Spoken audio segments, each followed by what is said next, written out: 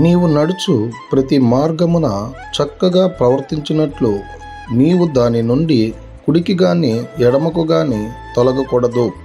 యెహోషువ గ్రంథం 1వ అధ్యాయం 7వ వచనం. ప్రేమైనటువంటి దేవుని బిడ్డలారా, ఈ ఉదయకాల సమయంలో ఎలాంటి మార్గంలో మనము నడిచేటువంటి వారంగా ఉన్నాం? పాపం చేసేటువంటి మార్గంలో మనం నడుస్తూ ఉన్నామా? అన్యాయకరమైనటువంటి మార్గంలో మనం నడుస్తూ ఉన్నామా? వ్యభిచారకరమైనటువంటి మార్గంలో మనం నడుస్తూ ఉన్నామా? తప్పుడు పనులు చేసేటువంటి మార్గంలో మనం నడుస్తూ ఉన్నామా?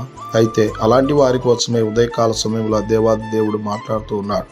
నీవు కూడా అలాంటి మార్గాల్లో ఏదో ఒక మార్గంలో గనుక నడుస్తూ ఉన్నట్లయితే ఆ మార్గాన్ని విడిచిపెట్టి నీతికరమైనటువంటి మార్గంలో పరలోక రాజ్యము చేర్చేటువంటి ఆ యేసుక్రీస్తు మార్గంలో గనుక నువ్వు నడిచినట్లయితే ఆ దేవాది దేవుడు నిత్యము నిన్ను నడిపించేటువంటి వాడిగా ఉన్నాడు గనుక ఈ దిన వాక్యం ద్వారా దేవుడు బలపరచునుగాక. ఆమేన్.